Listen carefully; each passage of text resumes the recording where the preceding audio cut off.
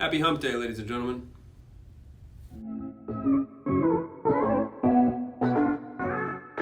All right, it's Wednesday. We open on Monday, so we're getting close. I'm excited to see you, so I want you to tell the community, what are you most excited about for June 1st and coming on back? I'm excited to coach again. It is so weird to spend so much time learning how to cue and correct and see and give advice and do these things and then just not do that for so long. I'm itching for it.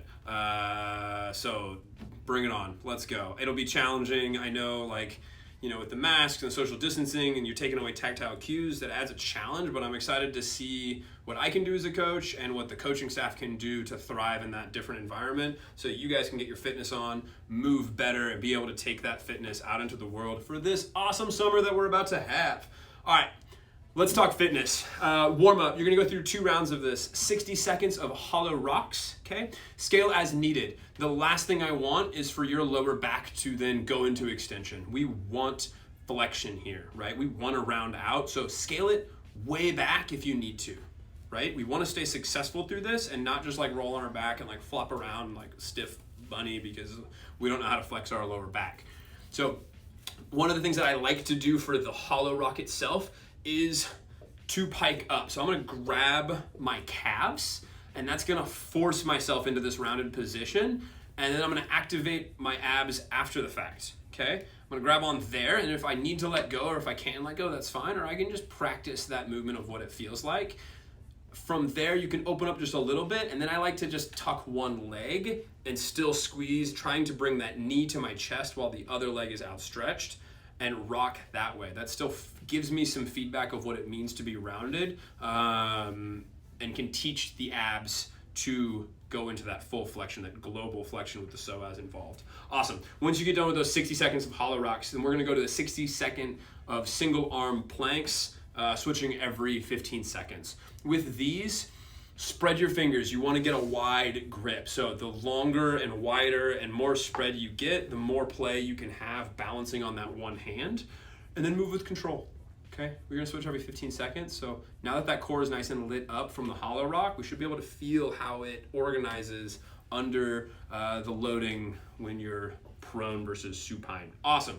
World's greatest stretch. 30 seconds on each side. If you wanna go longer, you're at home. Do what you want, my friends. Throw in a shoulder car, it's good for you. After that, we've got some specific movement prep. You're gonna go through 2 rounds of 10 alternating dead bugs into 20 seconds per side of a bird dog hold, okay? So 1, you're on your back. You do pretty much the same thing when you're face down, okay? And then 7 to 10 burpees to drive that heart rate up. Cool, rock through that a couple rounds and then we'll part ways just a little bit. If you guys got a barbell to snatch with, we've got 5 sets of 4 snatches. You'll note that the notation is a 1.1.1.1. Whatever that is, that's 4. So drop a bar, okay? Or set it down and then rest. There is a lot of science to say that when you're working towards your 1 rep max of a snatch, taking that 5 to 15 seconds between each rep, even if it's in the same set, will drive up your ability to exert maximal power, okay? We're training the max 1 rep, not barbell cycling. That's gonna have a different stimulus, it's got a different focus. So drop the bar, reset, throw it up over your head again. Big range here, 60 to 80%. Don't worry about it if you're not there, if you don't have the weights for it, just get some good snatch reps in. And yes, they are a squat snatch. Cool. When we go back into things, just so you guys know, if you guys ever see snatches, but it's just weightlifting, so for this example, and it just says snatch, assume that it's a squat snatch, okay? If it says power snatch, power it, or if it specifies, awesome. But if it doesn't say anything, always assume it's a squat. If it's in a Metcon in the CrossFit WOD, so let's say it's 3 rounds of 10 snatches and 10 ring muscle ups, then you can do it any way you want to. That's kind of confusing, but I hope that clarifies how to read the jargon that's in here that we normally cover as coaches, but there it is. Cool, let's talk WOD stuff. We've got an AMRAP today, 14 minutes. If you've got the equipment, you're gonna rock out 50 calories on the rower. You're gonna rock through 50 handstand push-ups, and then you're gonna do 50 dumbbell step-ups. Whew. And you're gonna do that for 14 minutes on through. Move steady, my friends. That's a lot of reps. 50 handstand push-ups is Well, it's 50. It's 50 of them. That's a lot. Even if you can do in those higher numbers, if you can do 25 to 40 unbroken, break before you need to. The last thing you want to do is leave like just 3 in the tank and come down and go to like quick singles or quick doubles. So pace that part out, nice and steady on the rower, and then chip away on those handstand push-ups. Cool. If you don't have that much equipment, I'm gonna make things real simple for you. Go find a track or go find something that you can measure out that's got 1,000 meters in it, a 1K. You're also gonna wanna know your 200 meter mark. Cool? So what you're gonna go do is you're gonna go run 1 kilometer at about an 8 out of 10 effort. Okay, so pretty good clip, but like not all out. If you're familiar with like row pacing, if you usually row at like a 2-minute pace, this would be like a 2:05 pace. Just take the edge off just a little bit. Okay, just a little bit. When you get done there, you're gonna go through 10 200 meters at the same pace.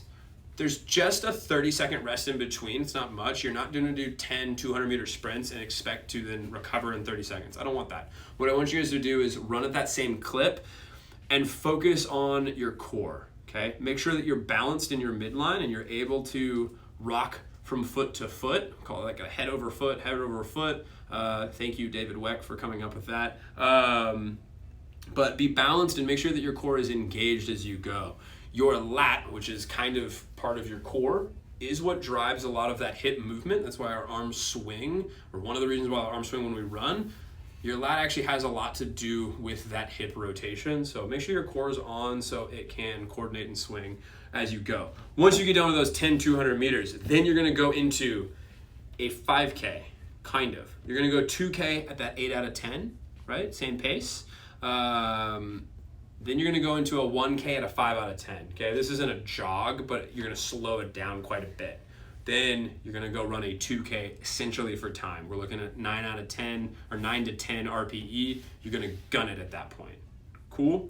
Cool. That's what we got for Wednesday. We'll be back here for our last couple WOD briefs Friday and Saturday.